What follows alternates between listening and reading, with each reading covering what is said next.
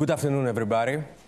It's a pleasure to chair a more than challenging panel on the future of EU-Russia relations after the invasion in Ukraine, with the participation of 6 distinguished speakers. Due to time constraints, there will be only one round of inputs from our panelists.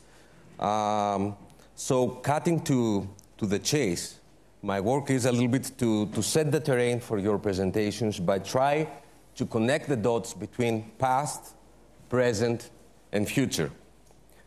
So my first question would be regarding the critical role of history and geography. Let's say that we could turn back time. Could the EU or the Western Alliance apply a different strategy, a different set of policies over Russia during A, the 90s, and before the rise of Vladimir Putin to power, and B, after the Ukraine crisis in 2014? For me, these indicated time frames serve as the two sides of the same coin. Second question, going from the past to the present. Noting the current state of play, in contrast to the past, we now observe the astonishing unity of the European Union, with decisions taken at the almost highest common denominator, the sanctions that have been imposed on Russia and its growing isolation, Germany's historic shift. We have thrown to the basket dozens of books. Which do you think are Putin's present objectives? Was it only about NATO, or also blocking, reversing Ukraine's European orientation? In the end of the day, is he a rational or an irrational actor? Finally, the future, the most difficult one.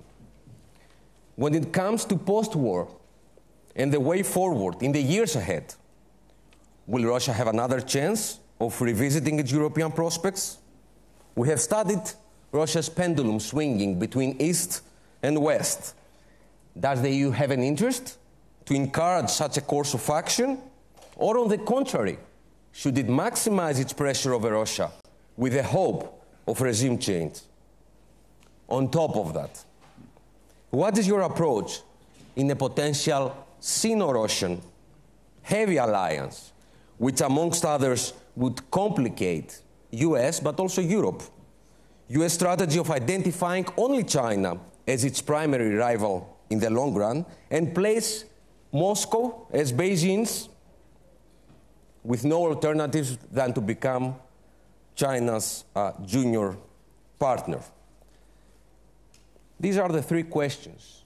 And allow me, before I give the floor to the Honorable Ambassador of Sweden, last but not least, noting the participation of the Ukrainian ambassador and recalling the words of an ardent supporter of Europe, Jacques Delors, who was teaching us that there is no future without memory.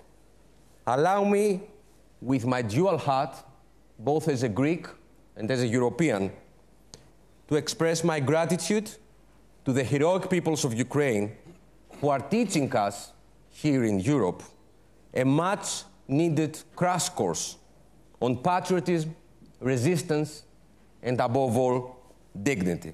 Thank you, Ambassador. The floor now goes to the Ambassador of Sweden, Johan Borgstam. The floor is yours for the next 6-7 minutes max. Thank you.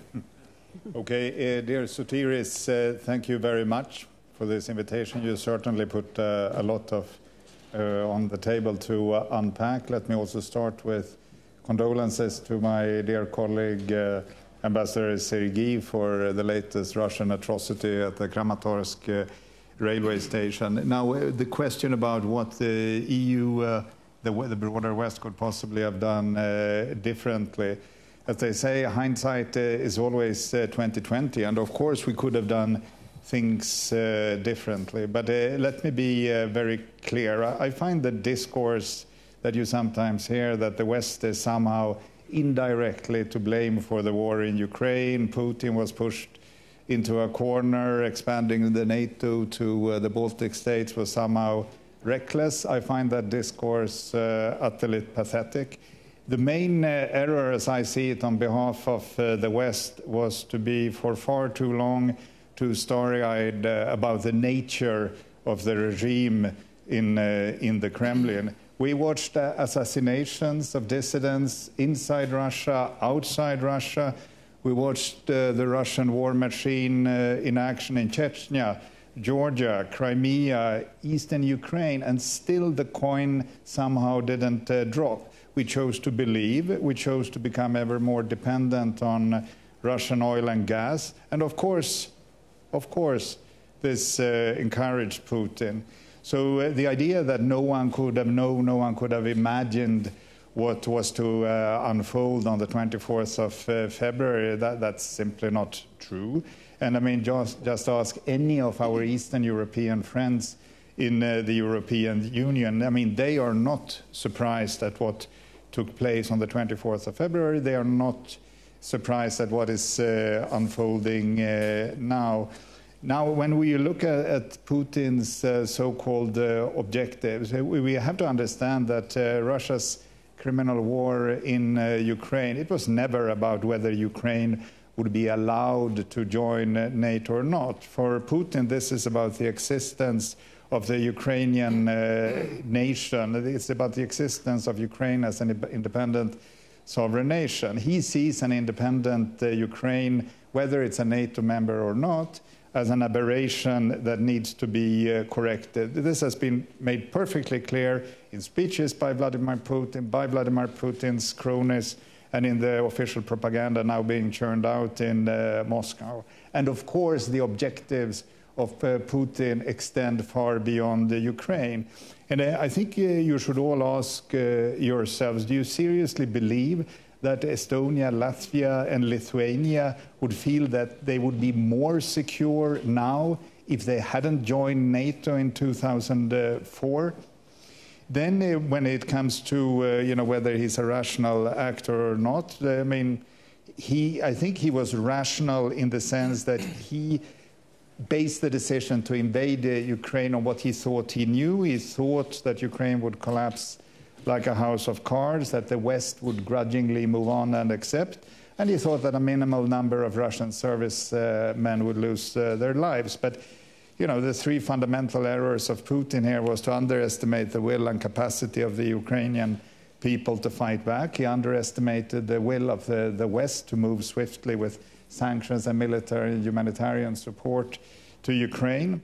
And he also gravely overestimated the capacity of his own troops, because it, not surprisingly, it turned out that it's very different for Russian paratroopers to fight a foreign army and not to be used to put down civil unrest inside Russia or in Kazakhstan. So furthermore, on the topic of the supposed strategic genius of Vladimir Putin, let us now, he has now created a situation where Ukraine is more united than it has ever been. His army has been thoroughly humiliated, and now on top of it you have a serious discussion in my own country, Sweden, and in Finland about joining NATO. And I think it would be the height of irony if Russia, because of this war, ends up with an additional 1,340 kilometers border with NATO when it comes to Finland.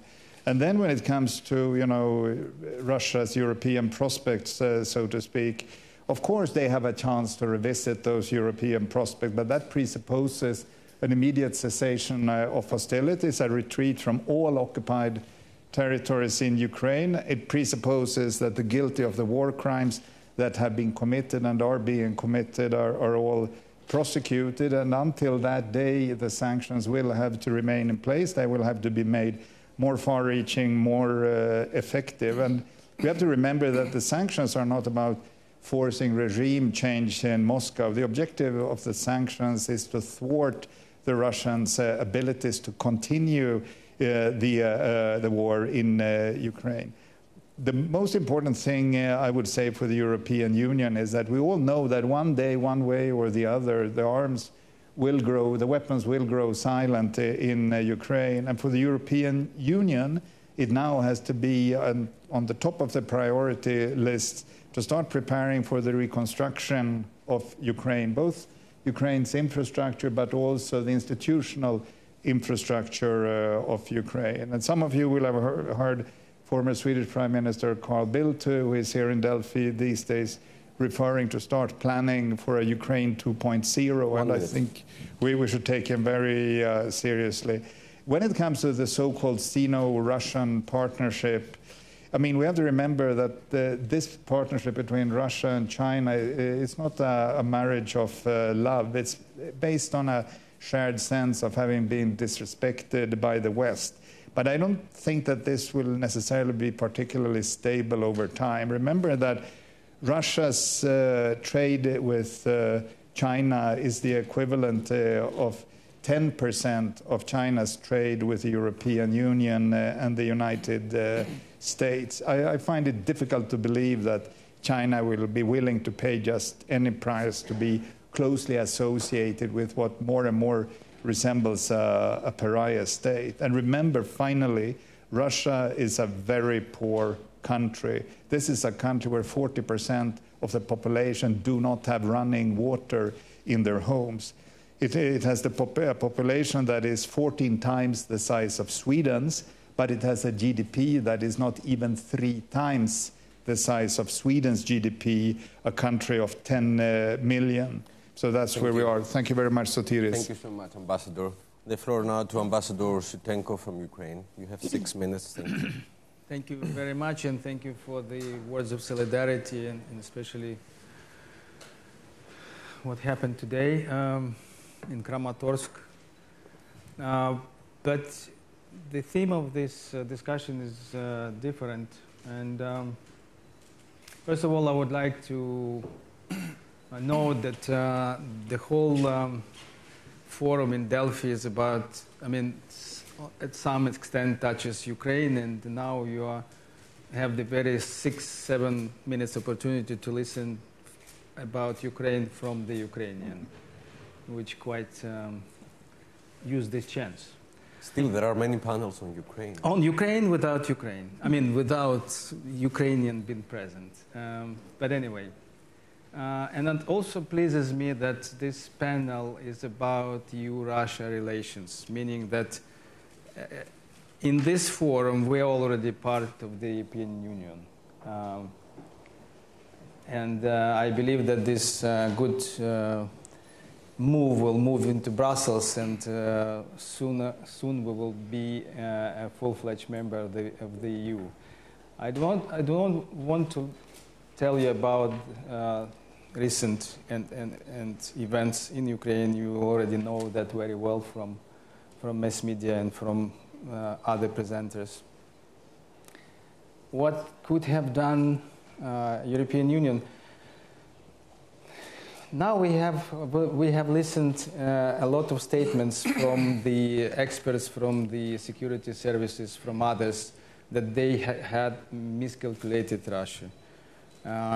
And I believe the dramatic miscalculation was that Russia has never stopped Cold War. After the collapse of the Soviet Union, the big disappointment of the Russian elite was the collapse of the Soviet Union and losing the status of superpower. So they switch on the status of smoke and mirrors and try to present themselves as being an integral part of Europe, playing with the democratic institutions, pleasing all the democracies in the world, flirting with them, engaging with them. There was a very active cooperation with NATO. There was different economic projects, but you should understand that there was a policy. If Russia were not able to compete and to conquer with the military power, they tried to play some other games, because the leaders of Russia has a KGB background, so the special operations is their thing. So they tried to bribe Europe, building Nord Stream 2 projects and telling everybody that it's purely economic and bribing the Europe with the cheap gas and oil. And because Europe was caring about well-being and economy, and it was put at the top of the European agenda, they played along. They supported this, despite all warnings, as my colleague said, about Chechnya, about Georgia, about Crimea. They're still playing and believing this economic engagement and dialogue would prevent Russia from what happened now. And I think that was a big miscalculation, because it was a big special operation on the part of Russia. And now everybody sometimes seems surprised, but if you listen to us and listen to the countries that was part of the Soviet Union or were involved in this politics, they warned you. The Baltic states, Poland, for many years. But the West lived in the peace for such a long time that they become tranquilized, appeased, and they didn't believe that the war in Europe could happen. That's what about the past. About the future, this current security situation, as it stands now, failed the European architecture, because even 2 months ago, I've heard the statement that Russia is a part of European security architecture. It's not the part. It's never been the part. That was a trick, and still people still using this and instill it now. But it shows that the future, the future should be shaped by the new security architecture, and Russia should be isolated until it proves by deeds, not by words, because sanctions hurt. So they might use the tactics to say that it's a peace in Ukraine, now leave the sanctions and back to business as usual. The seeds of hatred are already planted, and as soon as Russia understands that they can't trick anymore, it won't help for Europe to be safe and secure. Thank you. Thank you so much. And the floor now goes to Etka Tkeshelashvili, a variety of affiliations, former Deputy Prime Minister of Georgia, amongst others. Etka, the floor is yours. Thank you very much. I'll start with echoing perhaps what Ambassador of Sweden, His Excellency, mentioned in the beginning, that the very concept that somehow West is complicit when it comes to encouraging Russia to export aggression and suffering and atrocities in the way that we see it now is not only pathetic, but it's very dangerous for the future as well. Because at some point, as a Georgian, as a person that has lived through the end point of the Soviet Union at the point of its dissolution, experiencing that moment of hope and enthusiasm that we all had with that moment, I want to remind all of us in the room that let's just acknowledge once again that it is good that Soviet Union was dissolved, that evil empire is not anymore part of our life. Because when we speak about that, it seems to be self-obvious, but when some still refer to humiliation that Russia might feel still, or disrespect, we don't acknowledge the fact that the only reason why Russia could feel humiliated is because Russia is not recognized as an empire in a legitimate way. And if we acknowledge the fact that Russia has some reason to be humiliated, we don't acknowledge the fact that the dissolution of the Soviet Union was the greatest achievement of the 20th century, liberation of so many people. So let's just start with that. It was the greatest moment of the history. So many nations that have been captive of Russian colonialism starting from the 19th century, continued with the Soviet colonialism in the 20th century. We regained the freedom. Ancient people, freedom-loving people, and Ukraine is the greatest example of that. Now, if we look into that from this perspective, what was the greatest mistake that EU did in this regard? somehow tacitly acknowledging that special status of Russia. Because if you think of it, so many of us, being post-Soviet countries, as we were called for long, as if it was a common brand defining our nature as the republics, was left to be in that gray zone. So while on the one hand, EU was building, opening the door to Russia, which was in itself was a good thing to do, but opening that special relationship with Russia, much more special than to any of us, with special strategic partnership agreements, with economic agreements that have been reached with Russia, which holding twice a year strategic high-level meetings with Russia, when even with other strategic partners of Europe, it only once a year you would hold the meetings like that. And doing that continuously after 2008 invasion of Georgia, continued occupation of Georgia, after 2014 and 15 and continuation of the de facto occupation again of parts of Donetsk and Luhansk in Ukraine. Somehow Europe felt in that historical amnesia of some kind that was called and branded as pragmatism. And my appeal to the audience today is that, yes, we need to be pragmatic, but by that what I mean is that adherence and commitment to the values, freedom, and then principles that brought that stability and prosperity to Europe that we all cherish after the Second World War, part of it, and fundamentally, that is the result of commitment to fight for and maintain the principles and values that bind Europe together. So I guess what Ukraine did now, and then that's part how we see and cherish now that unity that we all congratulate ourselves with when it comes to transatlantic unity and unity with the EU, is that Ukraine reminded everybody that these values still exist. And there are actually people who are ready to pay with their blood and life for those freedoms. When some in Europe still are preoccupied whether or not, as Prime Minister of Italy has said recently, whether or not conditioner will be on during the summertime. So let's be honest in our conversation. The mistake was not to disrespect Russia. Russia had a special treatment from the very beginning of the dissolution of the Soviet Union, almost indirect acknowledgement of the fact that it had some kind of a special entitlement in the neighborhood still. Look what happened in 1994 when Ukraine was forced to relinquish its nuclear arsenal and then got this paper, Bucharest Memorandum in return, guaranteeing nothing basically in regards to that. And now when we speak about the occupation and then how the future for Russia could be opened with Europe, we rightfully say that they need to withdraw troops from Ukraine. I full-heartedly support that. But it's not even remembered that Russia needs to do the same in my country, where 20% of my country is occupied. How comes that we all forget even recent history in which we all lived through? Very recently, it's just 2008 when Russia invaded, and it was the first time when Russia invaded a neighboring country openly. Paid no price to that. And because of that, we're paying the price of being where we are now, with the largest invasion in Europe and then threat to common security. I think part of what we need to realize now is that hard times are ahead of us. There will be no quick solution. There will be no quick fix to the problems that we all face.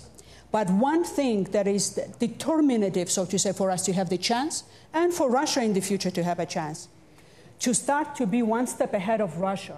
Let's quit catching up with Russia, reacting to what Russia does to all of us. And by the way, one of the greatest achievements Russia did, it undermined credibility of Europe for so long by eroding Europe's moral stance outside of Europe. You guys might think that you have the moral high ground, but then in the rest of the global universe, so to say, Europe is associated with corruption and kleptocracy that Russia promoted very much so. So let's close the loopholes of the malign influences. Let's regain the moral high ground and then understand that peace and prosperity is linked with the rules-based international order, that it's not only for weak states that we are interested in international law, or the small states for that matter, but the big guys have an interest of that as well. And as Václav Havel said in 2008 back then, it's no time now for Europe to have peoples divided against their wills and against over their heads, so to say, so that they are placed against their will in the spheres of influences. And I resonate with that very strongly, not as a Georgian, but as a European in that sense. And what I want to highlight that and why in this moment when so much talk about peace talks and ceasefires and all of that is going on with Ukraine, nothing can ever be decided over the head of Ukraine. Thank you. Full stop. Thank you, Eka.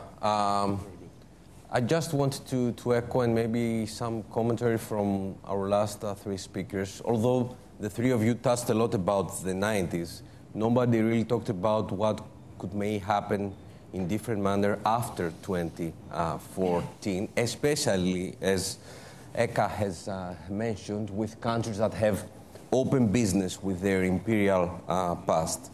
Now the floor goes to Robert Vass, a view from Slovakia and the president of Globsec. Thank you very much. It's great to be here in the Delphi Forum. It's my first time, but I will definitely come back many more times, and we are also starting to officially cooperate with the Delphi Forum, which I'm very grateful. I can start this with a very encouraging note that our Prime Minister is on the way to Kiev together with Ursula von der Leyen, and they are going to meet very soon, which is a strong sign of huge support from the Europe and the neighboring country, Slovakia. I'm also happy to say that we announced right now, just a few minutes ago, that we have given the S-300s to Ukraine, and they are already on the Ukraine soil. I think this is very important that we, as the West, are supporting the fight you are doing, because you are fighting not only for yourselves, but you are fighting for Europe. Because what Putin has done to a sovereign neighboring country of Ukraine was not only an attack on a sovereign country, it was a frontal attack on the very basic principles of European order. So that is an attack against Europe whole, free and at peace, against the very principles that are written in several documents that they even signed as well. So they don't want this kind of security architecture that is based on sovereign states, whether small or big, who can decide themselves about their policies. They want to turn back the time where the superpowers decided what the small countries can and cannot do.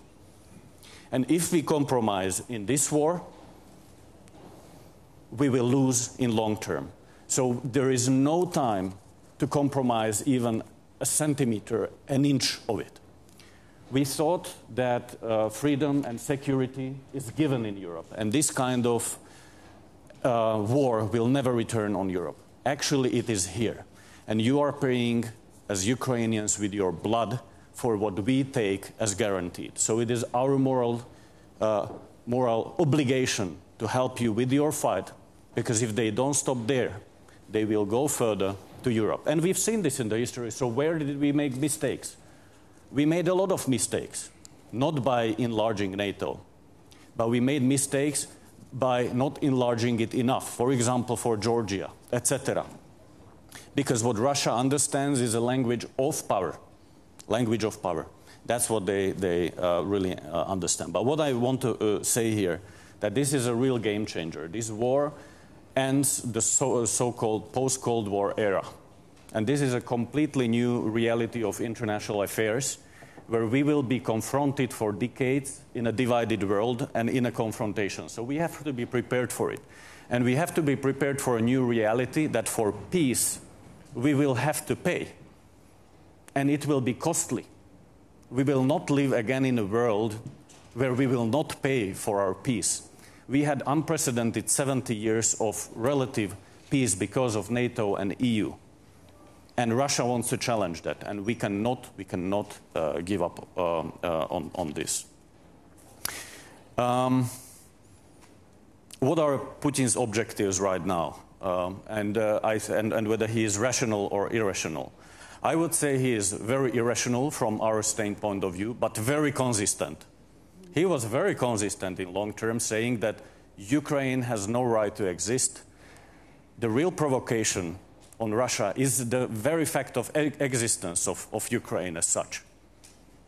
And he was very consistent in that, but we as the West did not listen. We did not take him seriously, because we thought that the big talks are part of the political rhetorics, but actually he was following through that in 2008, 2014, etc. And because they did not pay a real price, they said that, okay, they underestimated the West, that we will not come up with the sanctions, that we will not be able to agree. So it was a huge underestimation. And what's happening right now and what could happen is that he's losing. We have to admit, and the fact is that Putin politically already lost. He lost everything. The reality is different as he wanted. West is united. There are sanctions. There are just few months before bankruptcy. They will be facing huge economic challenges. If we keep this unity, the internal pressure on Russia will be so big that they will have to adjust their actions. So we need to keep this unity going on, and we need to keep supporting Ukraine long term. We cannot allow to go back to normal. And because of he is losing in information war, he is losing economically, he is losing militarily, he will need to bring something home which he can present as partial win. And my fear is, and based on my discussions with Ukrainians, that his timeline is 9th of May, which is the day of the victory over fascism. And he would like to sell at least that he was able to, as he calls it, denazify the east of Ukraine, which is absolutely crazy. But he will not stop there. It's just an intermediate maybe goal. He will never stop there. So we need to keep this in mind. And the only way how he can simply, at least partially succeed, and that's the tactics he's doing, he's creating a huge humanitarian crisis. And he's trying to use this humanitarian crisis to create pressure on the Ukrainian authorities, but also on the West, to stop this war and to do a dirty deal. Robert. And I would like to say that we cannot allow this. We have to support Ukraine because we are in the war as well. Thank you so much, Robert. Now the floor to a colleague from the Freie University of Berlin, Theocharis Grigoriadis. But also, I think we should remind also to the audience what Robert said about the link between economics and security. I think a good lesson for Germany. And so, the floor is yours. Thank you very much. It is a great pleasure for me to be here under those circumstances. Yes, we have seen that several countries that had the bad luck to share a common history with Russia are either in a situation of underdevelopment, have lost territory, or both. Ukraine, Armenia, Georgia, Moldova, just to name a few. So when it comes to the responsibilities of the West, yes, I mean, we can say that the Washington Consensus reforms in the post-Soviet space were flawed, and that these reforms led to the rise of oligarchs and the collapse of government capacity. But this is not, of course, the reason, and this does not justify what we observe right now. The reason why Russia failed to integrate with the West was mainly due to its own corruption and to the inability of its own elites to adjust to the reform initiatives that were given. I mean, there is common knowledge, of course, also in the economic literature that gradualism, rather than shock therapy, produces better long-run economic outcomes. And maybe we could have acted more wisely in that respect. But this is not the main reason why we observe the things that we observe today. After Crimea, I mean, the Western policy after Crimea was also not decisive enough in giving Ukraine a clear European path. Also, the open door policy of NATO was also not, in my opinion, a very smart idea. NATO should have decided after Crimea whether it wants to admit Ukraine or not, and directly. I mean, these delays that we observed both from the side of Europeans and NATO actually left Ukraine in this situation right now to fight alone. So to come back to the future and what could happen, what can happen now. I mean, I'm not very optimistic, and I think that the scenario of a West-Russia confrontation should not be, at this point, excluded.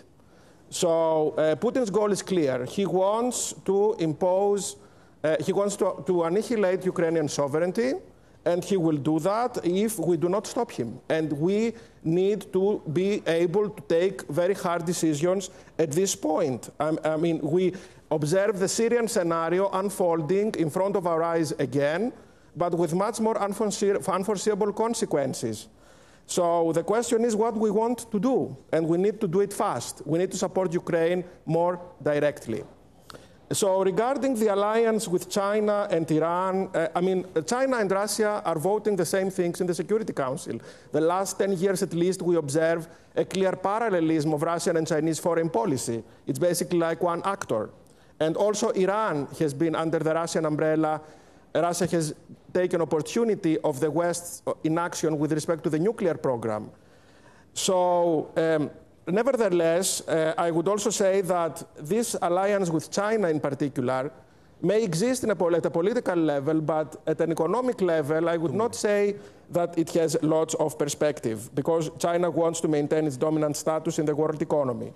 Putin is rational to preserve his dictatorship. He's doing all this mainly by having his domestic audience in mind. But of course, he doesn't care about the Russian economy or the Russian people. And of course, this is an attack against Europe and its values directly. Whether we can have again relations to Russia under the Putin regime, absolutely not. So Putin considers Europe, he doesn't even acknowledge the European Union. You remember the treatment of High Representative Borrell by Sergei Lavrov in Moscow. And he's not interested in a European prospect. He's interested in undermining the national sovereignties of separate European countries. And of course, with the purpose of broadly dismantling a European agenda. And yeah, so, and last but not least, I want to say that again, the Sino-Russian alliance would not be very robust. Although China has already given signals that it is willing to politically support Russia, while not so much economically. Thank you so much, Theocharis, and providing an insight on what didn't actually happen after 2014.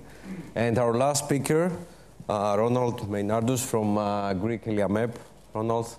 Yes, thank you. First of all, congratulations to you as a moderator to manage this in 45 minutes. I think this is a world record, and we should mention. I'm not a typical Greek on that. With the Guinness institution. Two disclaimers. First of all, while I'm proudly associated with ELIAMEP, of course, I'm speaking on my own behalf. The second one, I'm neither a Russia or a Ukraine expert. Everybody today is an Ukraine expert, and I do not belong to these people, of course. What I'm doing, I'm sharing my personal commentary, and I think in a democracy it's useful that experts and scholars and political scientists and journalists share their expertise, and we come to some sort of a conclusion. But in the end of the day, with all due respect, of course the ambassadors have a different role, but it'll be up to the historians sometime from now to come to some definite conclusions. In the end of the day, I cannot hide that I'm a German, and I'm socialized by discourse in my own country. And Germany is going through a dramatic, a revolutionary change, a change of epoch, a Zeitenwende, as we say. And I like these three levels you're suggesting, the past, the present, and the future. And looking at the past, if I look at my personal account, I myself was politicized, was socialized in a time when the same issues were debated in Germany, how we deal with Russia, how we deal with the East. And my heroes then, those people who made me become politically an activist and then get involved, were people like Willy Brandt and Hans-Dietrich Genscher. And they stood for a very, very specific way of addressing the issue of an illiberal, undemocratic Eastern Europe. And for us, for the majority of the Germans today, this was a big success story to open up, to reach out to an autocratic and a very undemocratic situation. And the opposite model, which we had before '69, was the containment with the Hallstein Doctrine in 1957, where was the aim to isolate the East. Now, we as Germans have had great success stories, and I would agree with our friend from Georgia. This has been a magical moment that the Eastern Europe was liberated, that we had democracy and elections. but it only took so far, and it was not led to the very end. But at least we would argue that it was this opening up the détente which led to a destabilization of the communist totalitarian regimes. And we will see. And if looking ahead, and this is a perspective, now, of course, we all agree that there's only one issue, and that is solidarity with the Ukrainian people. And this is undisputed, and everybody should join in.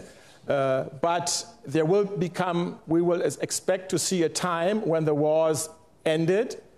We will have to define what that means, what the wars ended, how does that look, the end of the war.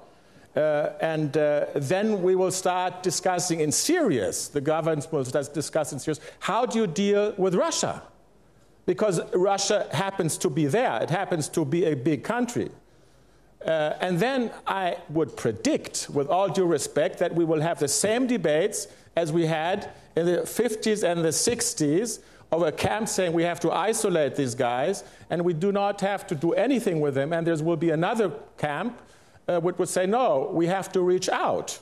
And more is needed, actually, and this is also an experience we have then putting Putin aside. It's not only Putin. I'm not a Russian expert, but this is, I mean, everybody can see that there's a nomenclatura in place. And as a journalist by profession, I'm actually shocked to see that 80%, as this is according to opinion polls, seem to be supporting this gentleman, or this guy. I'll take the gentleman back. So what is needed is really a systemic change in this country, in a country called Russia. After decades of indoctrination, this people has been, should I say, brainwashed, has been turned around. But then again, I'll come to a German experience, and it's very difficult for me as a German to compare one fascist dictatorship to another evil regime. But the German history shows that people can change. People can change, and that is a good example. That is maybe a message of hope, but it needs a concerted effort. It needs re-education. It needs the support of the Western world. One last word, because we're here at the Delphi Forum, and we had where the debate will go and where Greece stands. I listened very carefully to the speech of the president, Katarina Sakellaropoulou, and she said Europe is a place of dialogue and is a place of cooperation. So I would argue that in the future, after the horrors of the war are done and the Ukraine is liberated, we will have to come to some sort of an arrangement also with Russia. Thank you, Ronald. Excellent remarks. My final note, I started with history, I will finish with history. I remember my discussion with Francis Fukuyama in 2014. I asked him, Francis, how many of your chapters of the book would you revise? He told me, Sotiris, give me a break. I would rewrite the whole book.